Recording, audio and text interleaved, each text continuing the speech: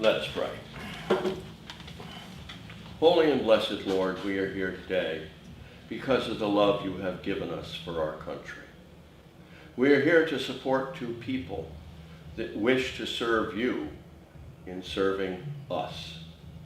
Lord, we pray that you will inspire us to go out and tell others, that you will help Bruce and Diane in their seeking to serve, and that we may all get together as those who love you and love our country, and that we may all serve. And we ask this in Jesus' name.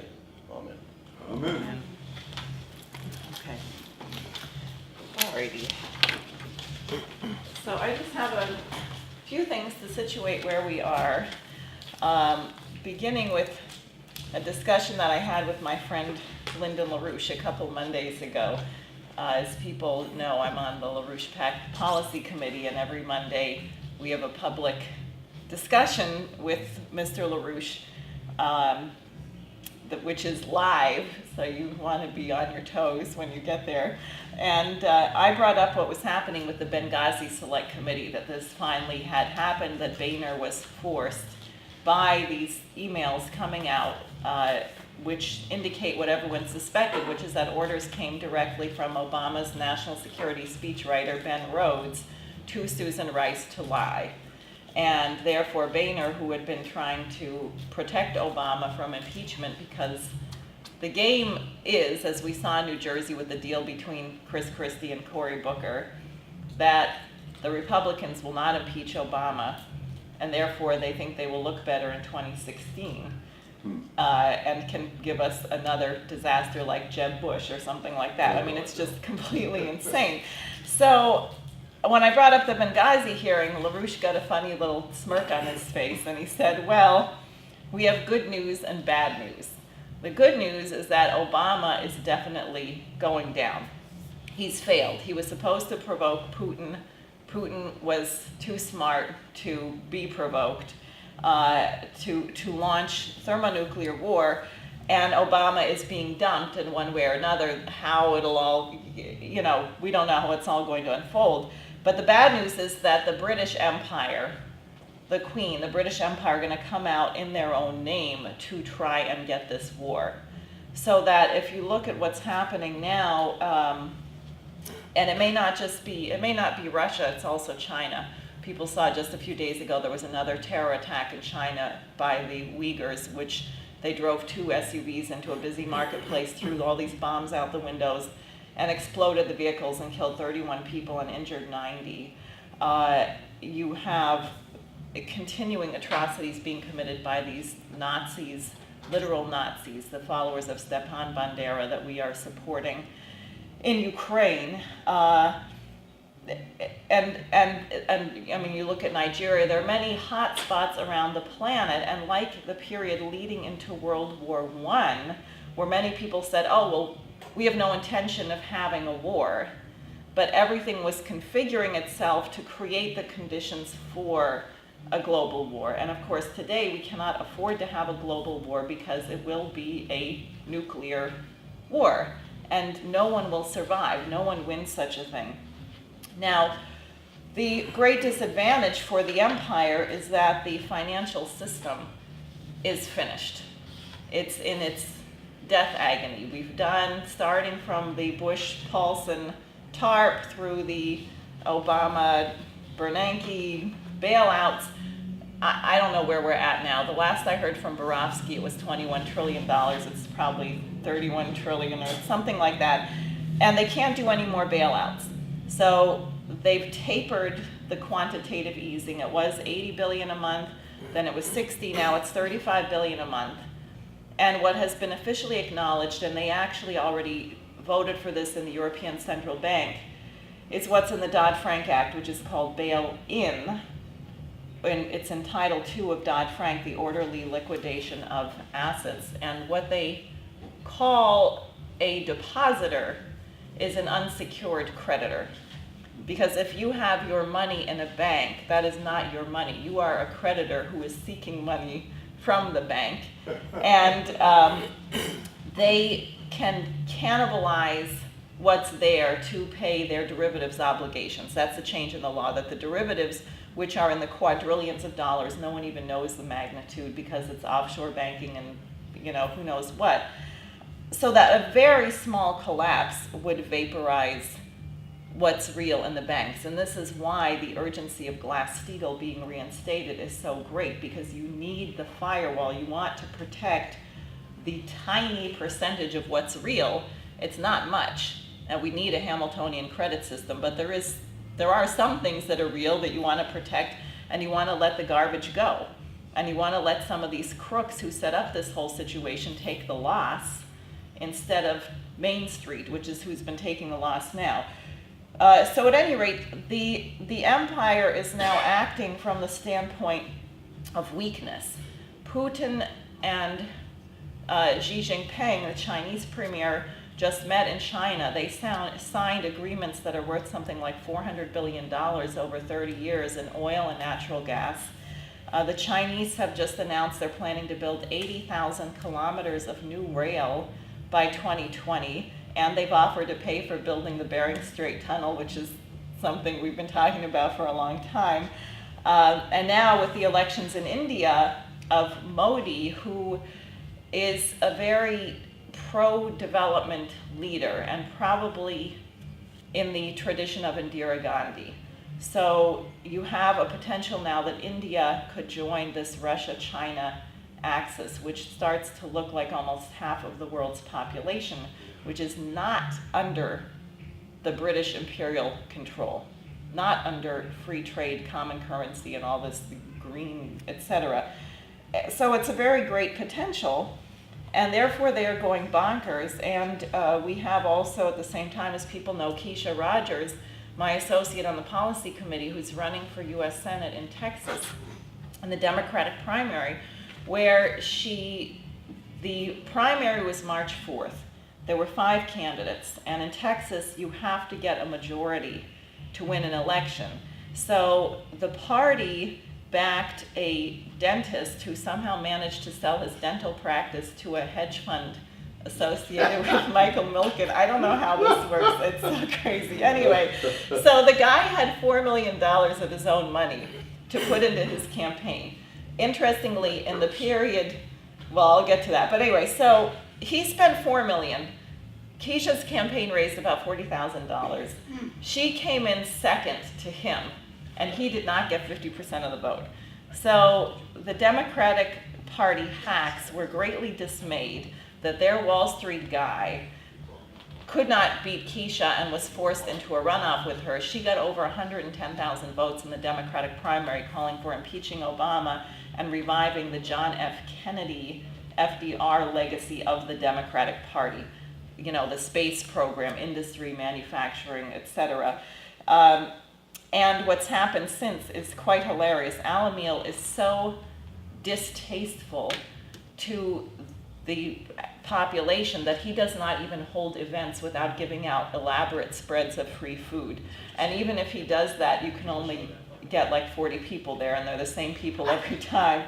So we started calling him David Have-A-Meal instead of Alamil. But then something else broke on the front page of the Houston Chronicle, which it's worse. We're changing his name now to Have a Feel, because it turns out that his chief financial officer, was accused by 4 women of sexual harassment. And Alamil, his first response was to fire the women. Yeah. And then that didn't go over so well. So then what he did was he fired the chief financial officer, but then he started, without that guy, I guess it was hard to sell the practice to the hedge funds or whatever they were doing. So he brought back the chief financial officer, paid off the women, and then made a regulation in the office that women cannot wear sleeveless blouses or speak out of turn.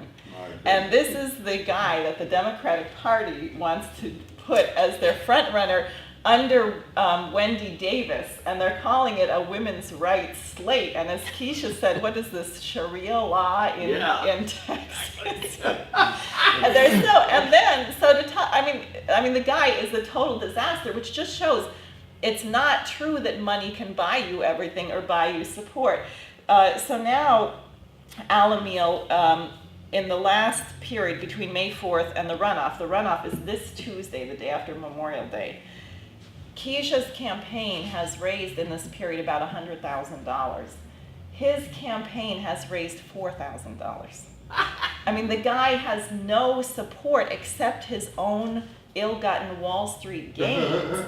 And then his way of campaigning is absolutely insane. We should give him money because what he's doing is advertising for Keisha. He just sent out, and I wish I had a copy of it, he sent out an email yesterday, which a friend forwarded to me, and it says, "You can judge a candidate by the company they keep." And it has a picture of Alamil with Wendy Davis, and that has these students in the background who look a little bit like the neo-Nazis we're supporting in Kiev. I mean, it's a weird-looking picture.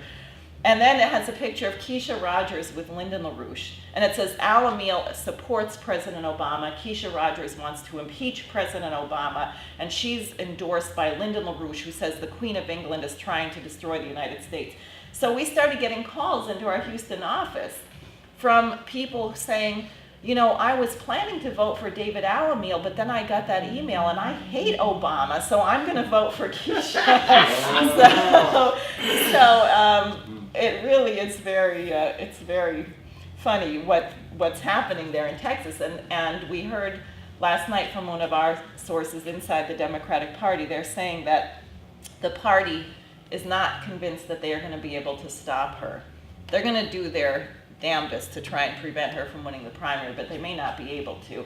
So if you have a LaRouche Democrat win a Democratic primary with millions of dollars thrown up against her in a state which is as significant as Texas, it's not only a huge blow to Obama and what's behind him, but it also indicates that you can campaign for public office on LaRouche's platform of going back to Alexander Hamilton, to a credit system, to the kind of policy that the nation needs and that the American population will respond to that.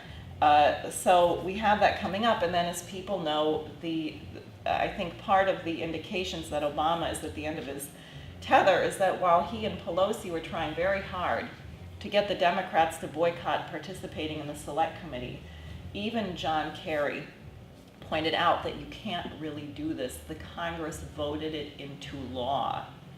You cannot boycott it. So Pelosi has been forced to appoint 5 Democrats to the Select Committee on Benghazi, and I'll say more about that in my presentation, but it's very interesting. The other thing that has happened is Obama now is being forced to come forward with a memorandum on how he came to the decision that you can kill U.S. citizens with drones, which is something they were trying not to come forward with. And people probably heard that the House voted Lois Lerner at the IRS is in contempt of Congress. So these are just indications he's done. The form of that, can we get impeachment? That's really up to us and how much we can push. And what we want to make sure, which is why Keisha's campaign is so crucial, as well as the campaigns here, is that the question is what replaces him. And this is why, for example, in this interim period, I mean, you look at what Biden has done. They were about to have a breakout of peace after the Geneva talks in Ukraine, and Biden goes over there, and the next thing you know, they're marching into eastern Ukraine. And this was when this atrocity at Odessa occurred, where these Svoboda Party right sector hooligans surrounded a group of pro-Russian protesters, burned down the tents they were in, herded them into a labor union building, and set the building on fire and burned 40 people to death. And Putin has correctly raised the question, why is this not in the news? Why is this not being covered when you have this kind of atrocity, literally, I mean, Nazi policies being carried out? So Biden is somewhat catastrophic. We don't know if we can get Biden and Obama both out. But what has opened up is a dialogue, again, between LaRouche and Bill Clinton on economic policy. Clinton gave an interview on PBS where he talked about why he repealed Glass-Steagall. and said that if he had known that everything else would have been so deregulated, he would not have done it. And then he thought that the big mistake was the deregulation of derivatives. And then he made the comment that what has been massively increased is money, but not manufacturing, not productivity. And LaRouche said, look, Clinton is an intelligent person with all of his shortcomings, and he's the kind of guy that when you know that the system is coming down, which it is, you would put something out there because you would want a senior statesman like LaRouche to respond to it, which LaRouche did in his webcast, where he went through a very clear program of recovery. But what we're talking about is not the 2016 elections. It's the question of what do you do if we get Obama out and there's a vacuum of leadership. What is the institution of the presidency? Not the particular individuals, the presidency, which can be assembled to get the nation through the coming 2 years. So, we actually have a way out of this. So it's a very complex period, a very rich period, I think, with massive potential and very dangerous. So that's the backdrop of our campaigns, and we have someone running in this district, Bruce Todd, who is quite eminently qualified to serve in the U.S. Congress, much more than anyone else who's in there, which is really not saying that much. I'm sorry. But at any rate, so with that, I'll turn it over to Bruce. It's Who much comes like after Boehner if we get both the president and the vice president at it? Oh yeah, that's a good question. it's much like Lyndon LaRouche had said one time when he was running for the presidency. He said, "I'm not actually that good. It's just everybody else is so damn bad." Now that's kind of an underestimation of for anybody that's followed Mr. LaRouche for any length of time and the LaRouche movement, what actually he's done and what the movement itself has done as far as reviving that American system idea. There's been a lot of emphasis lately by Mr. LaRouche on the issue of Alexander Hamilton, and really stressing how his policies as laid out after the American Revolution really laid what potentially could have been the most fruitful continuing capability of the country to not just constantly survive itself in light of the fact that all of this was going on while we had just won an American Revolution against the biggest empire in the world, but really to fulfill the unique capability of the nation to replicate itself among other nations and replicate the quality of leadership that people around the founding of the nation represented, and through the Constitution made available for every person in the country. That was really the idea. It was nothing really less than that. Anything less than that would have been a farce in terms of the founding fathers, right? Now, unfortunately, right off the bat, the attempt, because Hamilton had laid out the idea of what is an economy, how does an economy function, and what's the best way to make sure that economy can function. And those were his 4 major reports to the Congress, which was on manufacturing, on a national bank, in other words, a banking system that was totally sovereign to the nation itself.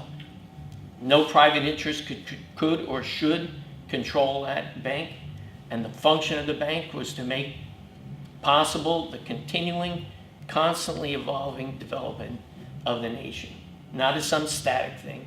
We started off, with wood fireplaces, ended up with stoves, ended up with going to a new level of energy production with coal and then coke, developing steel. Made possible the building of major cities across the country, made the railroads possible, made the Industrial Revolution possible. And that kind of impetus in a certain direction constantly made possible by the constant new invention that we were constantly in the process of doing. And that was really the real thing that they were getting at with the Constitution, that it was the creative process that you had to unleash among the population. The total opposite of what had gone on in Europe, where you had oligarchs, basically telling a few oligarchs, telling the population they were nothing more than slaves, to be used like cattle, used up, thrown away. Didn't matter. They weren't important. And that unique idea of totally turning that idea around was really the guts of what we were starting to develop in the country.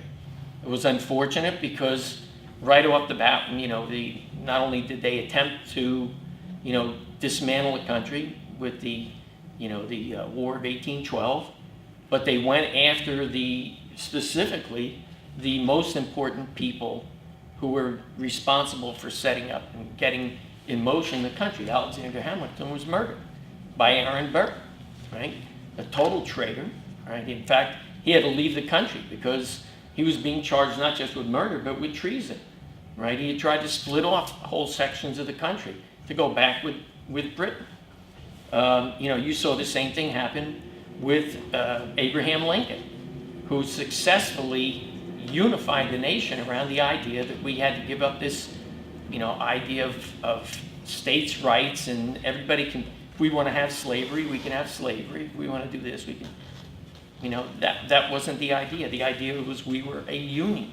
We were a complete nation whose, capability was enhanced by every part of the nation that contributed in some way or another, to that development, You saw that again with, it's one of the greatest, statesmen that existed in the nation's history was John Quincy Adams, right? Again, whose idea was unifying the nation. Monroe, the same thing. The idea of the Monroe Doctrine. We would not allow empire into our hemisphere.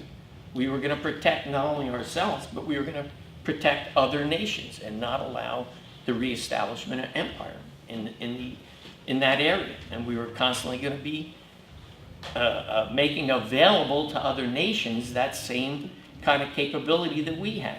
Whether it was, teaching people, we used to send people to different parts of the world, bringing with them the best ideas that were, responsible for developing our own nation and making it available to them, whether it was manufacturing, schooling. We sent people from here to some of the greatest schools in the world to train on different, to find the best things available as far as education in those nations, and bring even that back to our own country. You had this kind of relationship among other parts of the world, which said, we're going to help you develop. You're going to be able to do what we did as a nation. And unfortunately, we've gone, in the best of times, that we've attempted to do that. In the worst of times, those things have been dismantled.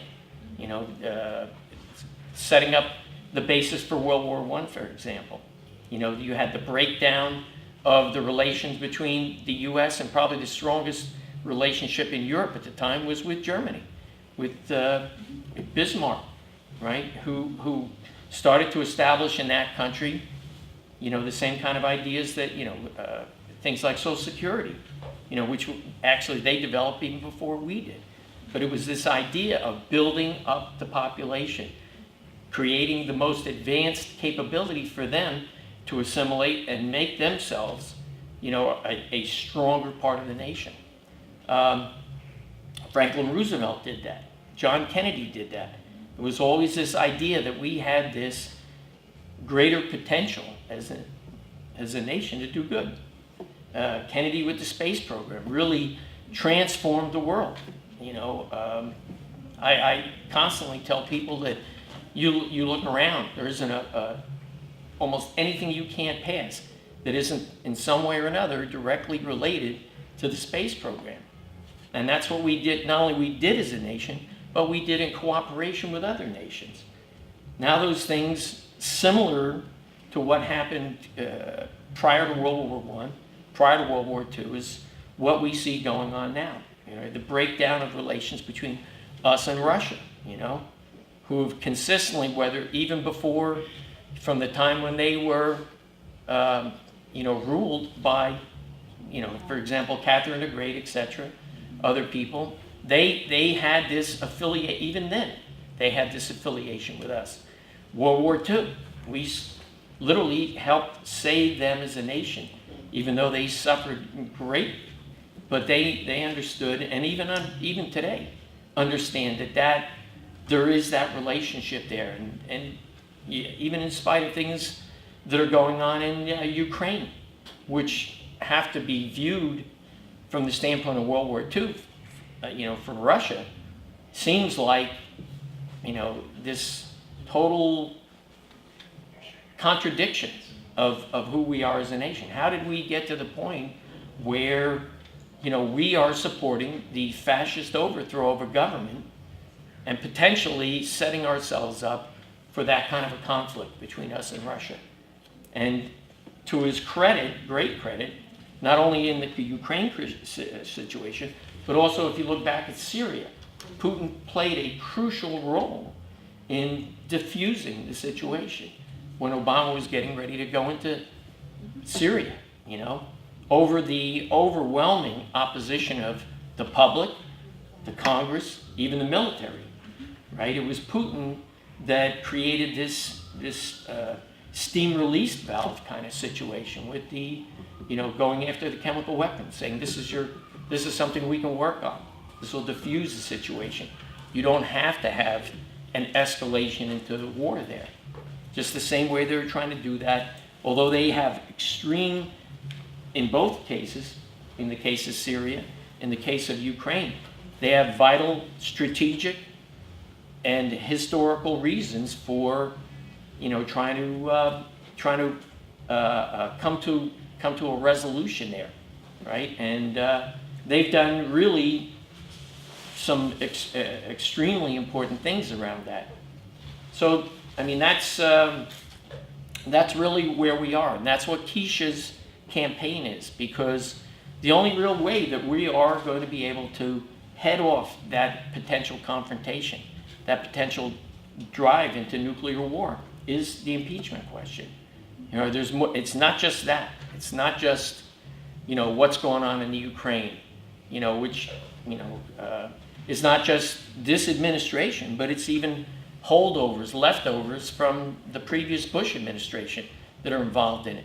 So you've got this coalescence of the worst of both administrations, really. You know, Victoria Nuland, who was Cheney's right-hand person in the Defense Department when creating the going to war in Iraq, right? The creation of the weapons of mass destruction fiasco, which, you know, everybody knows about now. But that's what we've got. So, but things as far as what Diane had said is about Keisha's campaign, the real direction that the world, the majority of the humanity wants to go in, under China, under India, under Russia, Japan, Korea, and others, is there. And we need to be joining that. You know, we need to get back to that idea of who we are as a nation. Diane and I actually, last year, and I'm sure probably most people here know, ran in the gubernatorial election here in New Jersey as independents. And, you know, we did a lot of work, both here and down in Washington, on that. Actually during that period, we actually got resolutions introduced on both houses of the New Jersey Assembly calling for return to Glass-Steagall. In New York State, we worked on that as well. Across the country, 31 states are in the process of that. Again, during this new session, we have that similar kind of impetus going on in the New Jersey legislature with the introduction of the Assembly Resolution 114 and the Senate Resolution 56, calling on the Congress to immediately go back to Glass-Steagall, go back to a separated banking system, go back to a sovereign control of the banking system, and actually move ahead of that. Go back to Hamilton's idea of a national bank. Let's go back to Kennedy's idea of the space program and expand not only that, but use that national bank to rebuild the things that not only we need, but we have to get accomplished if we're going to join with other nations to create that kind of global development, you know. So, I mean, I think I'm going to leave it at that. other than to say that there have been a lot of things going on around the campaign in the district here, which probably people may not be aware of. The editorial board meeting I had with the Philadelphia Inquirer, with my opponents as well, in which we were, questioned on a lot of the things that I just went through, but in short form. They only wanted quick answers on it. They only want 4-letter words. They wanted, yeah. They didn't understand anything. Nothing as long as impeachment. But I think I'm going to leave it at that. I'm sure people have a lot of questions about both the campaigns here in New Jersey, with Diane running in the 5th District up in Bergen County against her old nemesis, Scott Garrett. The campaign here, is pretty well defined in the Ocean County area. But that's the intent. The intent is to get two things. One is to get rid of what Washington always warned about, which was the idea that parties would create the basis for the collapse of the country by effectively infighting, but doing other than what the national interests required them to do. And, in particular, from the standpoint of Mr. LaRouche and Diane and myself and others across the country, the best way to do that is through the reestablishment of a Democratic Party that really reflects the best ideas of not only the two greatest, Democratic leaders in the 20th century, which would be, other than Lyndon LaRouche, which would be Kennedy and Roosevelt, but also to find the means to, for example, take Texas. Texas, not only do Democrats vote in the primary, but you can have Republicans vote in the primary as well. And you have a lot of disaffected, extremely disaffected Republicans who could potentially, shift over. And we have a similar kind of, we've always had that kind of situation here in New Jersey. And that's generally the case across the country, that it is people that consider themselves of an independent mind, that if given the chance to know the real issues, will vote for what's best for the nation. Okay? And I'll leave it at that. Good. All right. Well, so we can take questions at the end. Since it is Memorial Day weekend, I wanted to share some thoughts with people here, and I must say that ever since my sister served a horrific 15-month tour of duty in Iraq as part of the surge, she was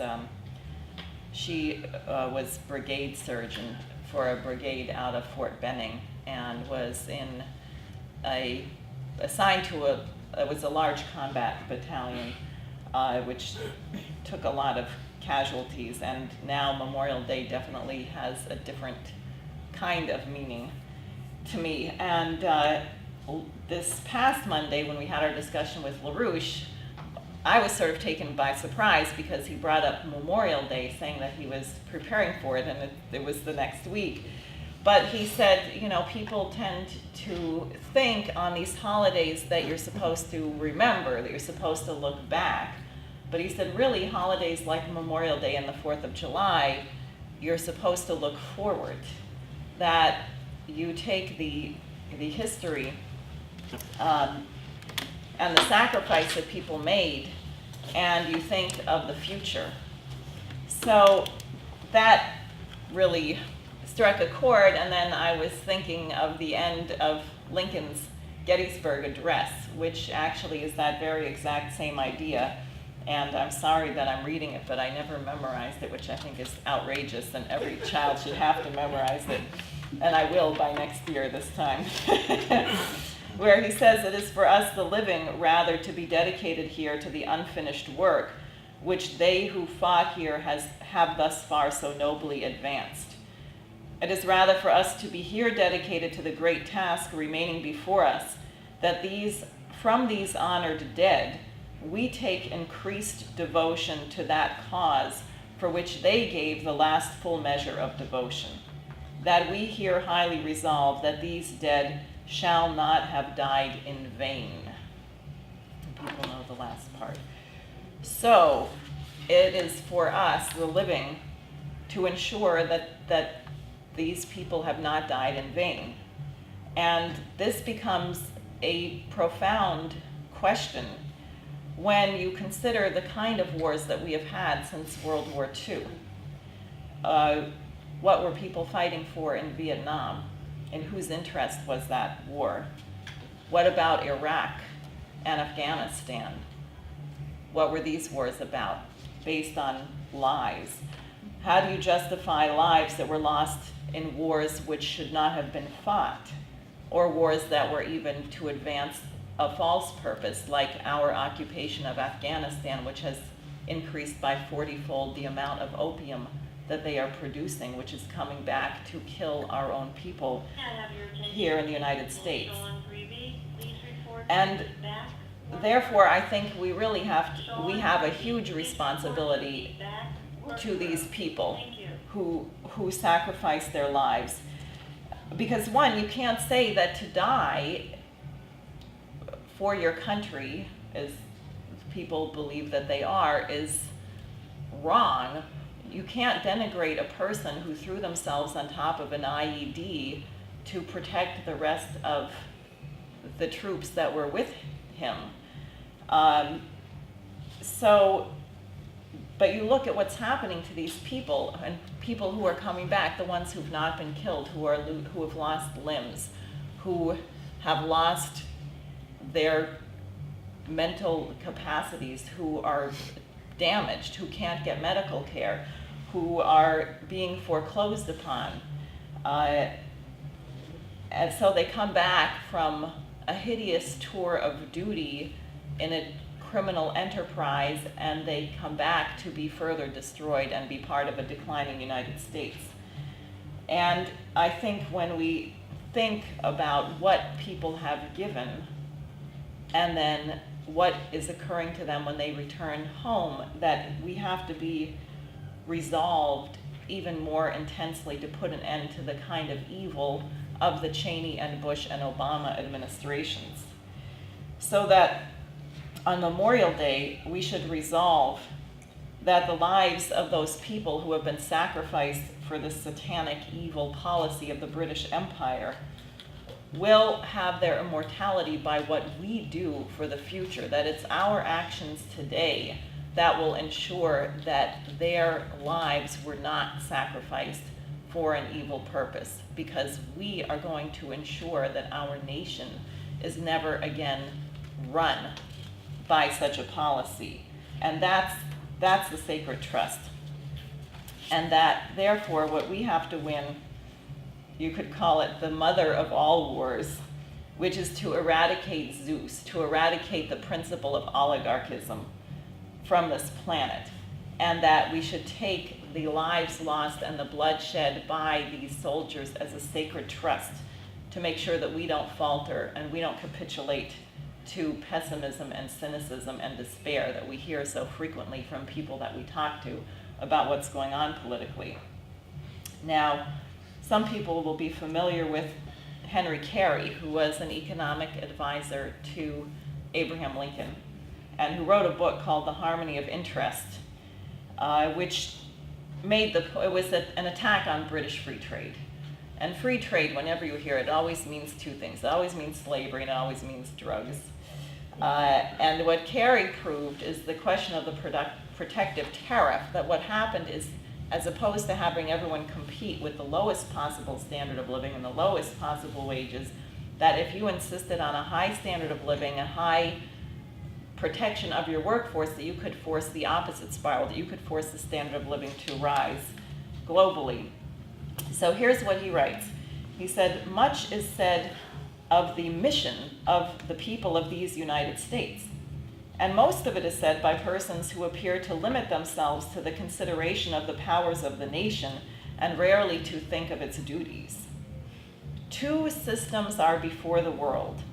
One looks to increasing the proportion of persons and of capital engaged in trade and transportation, and therefore to diminishing the proportion engaged in producing commodities with which to trade, with necessarily diminished return to the labor of all, while the other looks to increasing the proportion engaged in the work of production and diminishing all that engaged in trade and transportation with increased return to all, giving the laborer good wages and to the owner of capital goods good profits. One looks to increasing the quantity of raw materials to be exported and diminishing the inducements to the import of men, thus impoverishing both farmer and planter by throwing on them the burden of freight, while the other looks to increasing the import of men and diminishing the export of raw materials, thereby enriching both planter and farmer by relieving them from the payment of freight.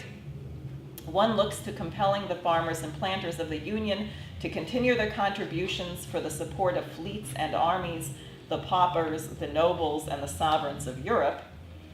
The other, to enabling ourselves to apply the same means to the moral and intellectual improvement of the sovereigns of America. One looks to the continuance of that bastard freedom of trade which denies the principle of protection, yet doles it out as revenue duties. The other to extending the area of legitimate free trade by the establishment of perfect protection, followed by the annexation of individuals and communities, and ultimately by the abolition of custom houses. One looks to exporting men to occupy desert tracts, the sovereignty of which is obtained by aid of diplomacy or war. The other to increasing the value of an immense extent of vacant land by importing men for the millions for their occupation. One looks to increasing the necessity for commerce, the other to increasing the power to maintain it. One looks to underworking the Hindu and sinking the rest of the world to his level. The other to the standard, raising the standard of man throughout the world to our level. One looks to pauperism, ignorance, depopulation, and barbarism. The other in increasing wealth, comfort, intelligence, combination of action, and civilization. One looks toward universal war, the other towards universal peace. One is the English system. The other we may be proud to call the American system, for it is the only one ever devised, the tendency of which was that of elevating while equalizing the condition of man throughout the world. Such is the true mission of these United States. To raise the value of labor throughout the world, we need only to raise the value of our own. To improve the political condition of man throughout the world, it is that we ourselves should remain at peace, avoid taxation for maintenance of fleets and armies, and become rich and prosperous, to diffuse intelligence, and to promote the cause of morality throughout the world. We are required only to pursue the course that shall diffuse education through our own land, and shall enable every man more readily to acquire property, and with it respect for the rights of property, to substitute true Christianity for the detestable system known as the Malthusian. It is needed that we prove to the world that it is population that makes the food come from the rich soils, and food tends to increase more rapidly than population, thus vindicating the policy of God to man. So that is very clear. And for people who are not familiar with Parson Malthus, who presided over the policies of the British East India Company, he claimed to have proven with mathematics that human beings reproduce geometrically, but we can only reproduce our resources arithmetically. And therefore, by his formula, we are always overpopulated, whether we have 1,000 people or 7 billion people, and you have to take extreme measures to get rid of the excess. And what, of course, has been proven throughout history, and particularly in the United States, and Abraham Lincoln gave a very, very clear speech on this at a farm conference in, I forget where, Montana or somewhere, where actually it is through human population and development that you can increase geometrically by orders of magnitude, okay, your resources. So the question is, how do we get there? And that has been the fight of Lyndon LaRouche and our association for the last 40 years. LaRouche has said on several occasions that when FDR died, that he resolved, and Harry S. Truman, who doesn't even have a middle name, just an initial, who was a total British puppet Wall Street character, that LaRouche resolved personally that he was going to fight for this legacy, the American system, what FDR had represented. And you saw with Truman, the first thing that we did was he went with the doctrine of Bertrand Russell, which was that you wanted to have Bertrand Russell, the great peace activist, wanted to have a preemptive nuclear war. He thought we should obliterate the Soviet Union with nuclear bombs and therefore be the only power on the planet so we could run a one-world dictatorship. And Truman dropped the nuclear bombs on Japan while the Emperor of Japan was already negotiating a surrender through the Pope because MacArthur had launched a very successful naval blockade. And it wasn't just one, we did two. But Russell was too late, and the Soviets were already developing nuclear weapons, so he couldn't succeed. But you can imagine him tearing all his hair out when Kennedy successfully resolved the Cuban Missiles Crisis in the way that he did, because that was Russell's intent, to push us into a thermonuclear showdown long ago. At any rate, then you had LaRouche, and now it's becoming much more clear to me, his work in the 70s, the Fusion Energy Foundation, and the idea of the Strategic Defense Initiative. Because the whole concept of the SDI, which Ronald Reagan understood, and the reason he adopted it was you wanted to have a means to end this threat of extinction, Kissinger's mutual and assured destruction. And LaRouche's proposal was that the United States and the Soviet Union would develop the SDI simultaneously, and you would have a defensive system, which also would be a science driver in the same way that the space program had been a science driver. And the Soviets rejected it. And LaRouche warned them that they would cannibalize their economy because he knew they weren't going to reject trying to build it, they just didn't want to build it with the United States because they wanted to get it before the United States got it. And LaRouche told them, if you try to do this on your own, because of the way that the Soviet economy is constructed, unlike in our economy, when we put a man on the moon, we generated, depending on which Chase model you choose, $10 or $14 for every $1 we spent on the space program. Was an enormous productive boom for the US economy as a whole. The Soviet economy didn't work that way because the spin-offs were not absorbed in the rest of the economy. And as people know, LaRouche told them that their economy would collapse within 5 years. This was 1983, and he said the Soviet Union will disintegrate. Well, it took 6 years, but he was exactly on the mark. Now, that policy, however, the SDI, contributed greatly to the disintegration of the Soviet Union and the coming down of the Berlin Wall, because the Soviet leadership did not know whether the US had actually developed it or how advanced we were, which made a military option of addressing their disintegration out of the question, because otherwise they might have gone for more expansion or more loot. So it is the truth that Reagan's adoption of LaRouche's policy was responsible for the Berlin Wall coming down as it did. And at that time, people may remember, this is when I was just becoming associated with this organization, the people who wanted perpetual war, the Bush Senior crowd and Kissinger and others, ran a massive witch hunt against LaRouche. They tried to frame him up in Boston. That case fell apart because of documents in Oliver North's safe showing indeed that there was a government witch hunt against LaRouche. So then they moved the case down to Virginia to a court known as the Rocket Docket, where Virginia being what it is, FBI, CIA, DI, the alphabet soup was on the jury, and we exhausted all of our strikes and still couldn't get all the FBI agents off the jury. And that's how they managed to get their conviction of LaRouche. Now, I bring that up because it's relevant for some of what's happening today. A couple weeks ago, LaRouche's wife, Helga, who is German, said that she really has a sense right now that we are in a moment like the moment before the Berlin Wall came down, that occurred because of the collapse of the Soviet system. What we are in right now is the collapse of the entire Western system. And that is why these royals are so totally desperate at this moment. They can't control it.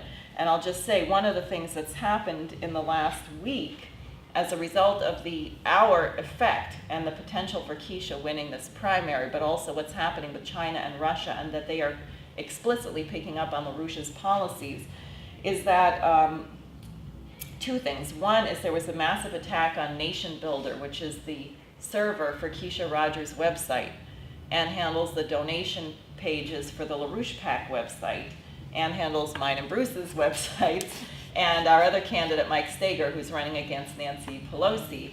And they handle thousands of political websites. Anyway, they were attacked in what people who know about how this internet stuff works said had to be a coordinated, very sophisticated attack, and they were shut down for several hours. And they put out an official message saying, we believe that we were attacked in order to silence the views of one of our customers and to interfere with upcoming elections. At the same time that occurred, there were articles in the front pages of the Frankfurt, Germany newspapers, which revived a lawsuit that was brought in 2003. People may remember in 2003, it was around the time of the startup of the Iraq War, and a British weapons inspector, Dr. David Kelly, had come forward and said Tony Blair had sexed up the documents. And this weapons inspector was found suicided a few days after he had given this interview and testified under an intense interrogation that there was no evidence of weapons of mass destruction. Anyway, you want her to come in? Go ahead. It's just really good. Plastic makes a lot of noise. It's a high pitch. So at the same time that this case was going on with Dr. David Kelly turning up dead, the Schiller Institute, LaRouche's association in Europe, had been holding a conference in Germany, and it was a retreat where there were a large number of young people at somewhere out in the countryside doing a whole bunch of classes on music and astronomy and geometry. And a young man had come over from Great Britain, Jeremiah Duggan, whose mother, Erica Duggan, was very close to some of the Tony Blair circles and some of the people actually involved in doing the cover-up of this suicide of the weapons inspector. Jeremiah Duggan left our conference in the middle of the night, went down to, I guess, Frankfurt or somewhere into the city, and threw himself in front of a car and committed suicide. And the German police had refused to do a further investigation because there were so many witnesses, because he wasn't successful on the first attempt. So all of the drivers who had managed to swerve and miss him all called the police, of course, to say there's a young man, throwing himself into oncoming traffic. So they had a half a dozen or more witnesses reporting what was going on, and they went to the scene and they said, we're very sorry for your loss, Mrs. Duggan, but there is no evidence that this is anything other than a suicide. She, with the backup of Baroness Simmons, who was running the Dr. David Kelly inspection at the same time, tried to run a huge lawsuit and ran huge campaigns trying to argue that somehow our organizers had killed her son prior to this and thrown his corpse in the road and said it was, I mean, just wild, crazy stories. This is 2003. The German police said, case closed, no more investigations, this is just frivolous, political whatever. So 3 days ago, it's in the front of the German newspapers that the British authorities are demanding that this case be reopened. 11 years later. Why? Because we are being phenomenally effective. And I think they also want to stick it to the Germans because Angela Merkel, ever since Obama gave the orders to spy on her cell phone, hasn't been all that enamored of American policy, and the Germans don't want to put sanctions on Russia, and they don't think we should have a war with Russia, and they don't particularly, they know what Nazis are, and they don't really think we should be backing them in Ukraine. So you have, and what strikes me is how desperate the British are to be bringing up such a ridiculous, this doesn't even have an iota of a chance of being credible. So they don't have very much. They're grasping at straws. Interestingly, the hearing in the British courts on this, trying to reopen the investigation, is on Wednesday, May 28th, the day after the Texas primary. So, at any rate, the timing definitely is suspect, but it's just indicative of our power. They might have to compete with a bigger headline. Yeah, right. Exactly. So unfortunately, I forgot to bring the Eurasian Land Bridge report, which we put out in '97. So I don't know if people can see this little teensy map or get what this is. This is Eurasia, and this is the our continent.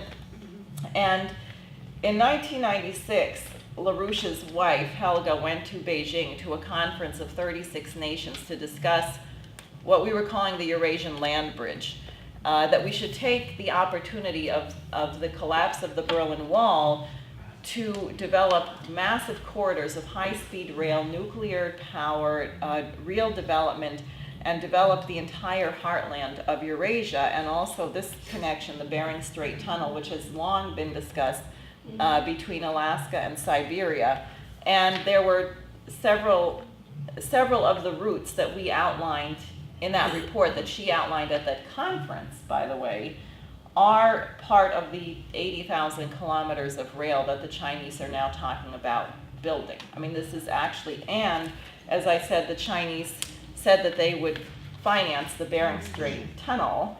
And I actually went to an international infrastructure conference and had a chance to sit down with one of the Chinese transportation ministers and went through the 96 infrastructure program that she's talking about, and in the middle of trying to have the translator tell her and point out all of these different aspects, he kept pointing to something and she would go, he's saying we built that already. And he'd go, I'd point out saying, and he'd go, tell him we built that already. How long will the tunnel be? I think it's about 40 miles. Yeah, I think something along those lines. And there's a little island in the middle. Right. So, yeah. This has been proposed since the 1890s, maybe even a little sooner than that. How And it deep was does it proposed have to either be? at that time as a bridge, and then there's also a bridge tunnel or a tunnel proposal. It's There's a quite number of deep, actually, and I have at home a report which has diagrams of what layer of the rock that you Yeah. put this thing through. It's very far down. It's quite deep. So getting fresh air. Tectonics. There's just, Yeah, they're it's just engineering yes, problems, and that is really. another question. A lot of That's because just a question there's a lot engineering. of fault lines and things in that area, so it's very complex. Fault lines would be pretty scary if you were driving in the middle of a 40-mile Yes. tunnel. Yes, well, some people have said bridge, but I think they're talking about tunnel at this point. Now, the other thing the Chinese have done, you could have your stay in the tunnel be extremely brief if it were a vacuum tunnel. Yeah. And they've been experimenting with maglev rail in vacuum tubes and have determined the feasibility now of having a train in a vacuum tunnel, a magnetically levitated train, go 1,850 miles an hour. Which means that you could get on the train in Newark and go to San Francisco and get there an hour before you left. Yeah. Which is one way of adding hours to the day if we want to. At any rate, now the problem is that this will not work. Ultimately, they can't succeed unless the U.S. joins them. And because we're the spark, because we have a revolutionary culture. For anyone here who's toured the Princeton Plasma Physics Lab, what you learn is that all of these breakthroughs that are going on come from the United States.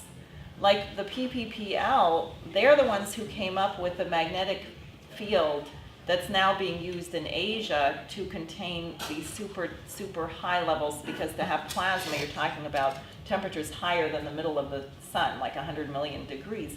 So the breakthroughs are made here, but we have no funding. And that's the other thing that one of on our science team was reporting. He met a guy at a fusion conference or some kind of conference on the West Coast, and the guy said, well, I had a meeting with some Chinese scientists, and I had this idea, but we couldn't build it. And I hadn't done the specific blueprint, but I had the idea. I talked to the Chinese about it. He said, I got a call 2 years later, and they said, why don't you come to China? We built it. We built it. So it's crazy, but we are the spark. We have to function.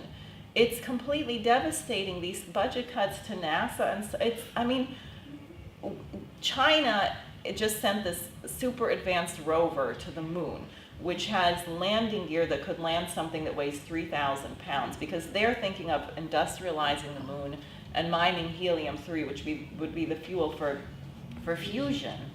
The United States cannot send an astronaut to a conference in Germany. I mean, it's so hideous. We have hundreds of millions for vacations for the president. Right.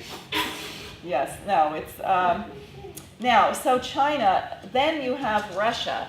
Russia is calling for, and it may be partly because of the magnetic field, why they seem to get hit with these asteroids more than other people, like the Tunguska event in 1908, or what just happened in Chelyabinsk, which was just a year ago, which people remember, this thing that smashed into the atmosphere and injured 1,000 people from breaking glass from the shock of this thing. So they want to develop asteroid defense. They want to have a robust space program. They really want the United States to work with them.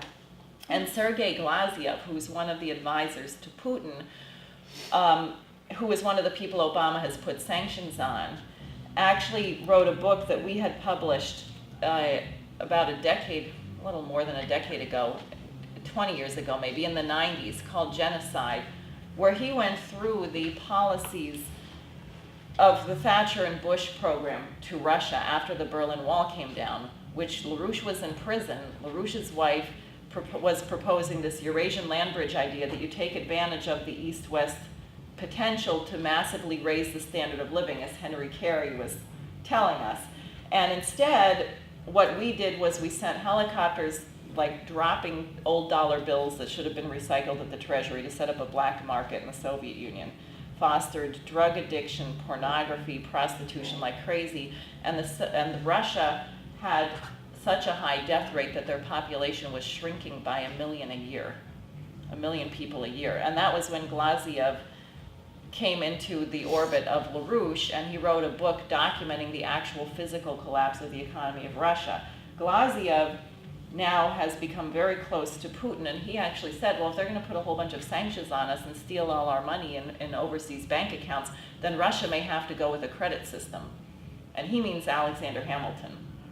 And they're looking at what Abraham Lincoln did with the greenbacks, where the United States had nothing. We were in the middle of the Civil War. Lincoln's trying to build the Continental Railroad, and he got the Congress to authorize a currency, which, a lot of people say, well, what's the value of the currency? It's just, no, it's backed by the U.S. government. the faith and credit of the government, and his doing that allowed us really to win the Civil War and to build the Transcontinental Railroad.